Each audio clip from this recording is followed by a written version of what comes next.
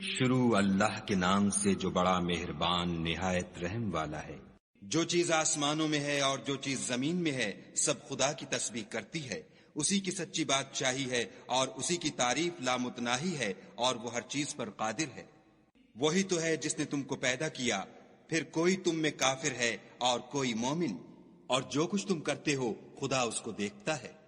اسی نے آسمانوں اور زمین کو مبنی بر حکمت پیدا کیا، اور اسی نے تمہاری صورتیں بنائیں اور صورتیں بھی پاکیزہ بنائیں، اور اسی کی طرف تمہیں لوٹ کر جانا ہے۔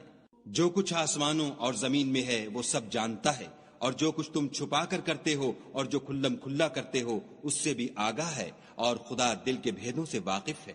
کیا تم کو ان لوگوں کے حال کی خبر نہیں پہنچی جو پہلے کافر ہوئے تھے تو انہوں نے اپنے کاموں کی سزا کا مزہ چکھ لیا، اور ابھی دکھ دینے والا عذاب اور ہونا ہے۔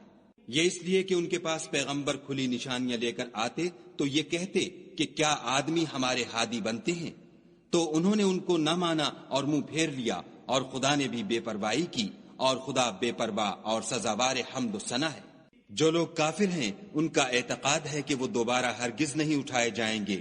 کہہ دو کہ ہاں ہاں میرے پروردگار کی قسم تم ضرور اٹھائے جاؤ گے، پھر جو جو کام تم کرتے رہے ہو وہ تمہیں بتائے جائیں گے، اور یہ بات خدا کو آسان ہے۔ تو خدا پر اور اس کے رسول پر اور نور قرآن پر جو ہم نے نازل فرمایا ہے ایمان لاؤ، اور خدا تمہارے سب اعمال سے خبردار ہے۔ جس دن وہ تم کو اکٹھا ہونے یعنی قیامت کے دن اکٹھا کرے گا وہ نقصان اٹھانے کا دن ہے، اور جو شخص خدا پر ایمان لائے اور نیک عمل کرے وہ اس سے اس کی برائیاں دور کر دے گا، اور باغ بہشت میں جن کے نیچے نہریں بہ رہی ہیں داخل کرے گا، ہمیشہ ان میں رہیں گے، یہ بڑی کامیابی ہے۔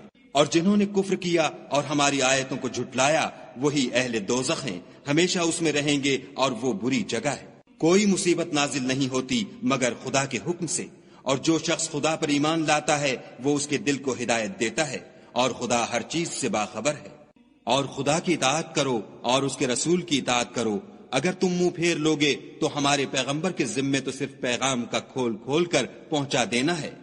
خدا جو معبود برحق ہے اس کے سوا کوئی عبادت کے لائق نہیں، تو مومنوں کو چاہیے کہ خدا ہی پر بھروسہ رکھیں۔ مومنوں، تمہاری عورتوں اور اولاد میں سے بعض تمہارے دشمن بھی ہیں، سو ان سے بچتے رہو، اور اگر معاف کر دو اور درگزر کرو اور بخش دو تو خدا بھی بخشنے والا مہربان ہے۔ تمہارا مال اور تمہاری اولاد تو آزمائش ہے، اور خدا کے ہاں بڑا اجر ہے۔ سو جہاں تک ہو سکے خدا سے ڈرو، اور اس کے احکام کو سنو، اور اس کے فرما بردار رہو، اور اس کی راہ میں خرچ کرو،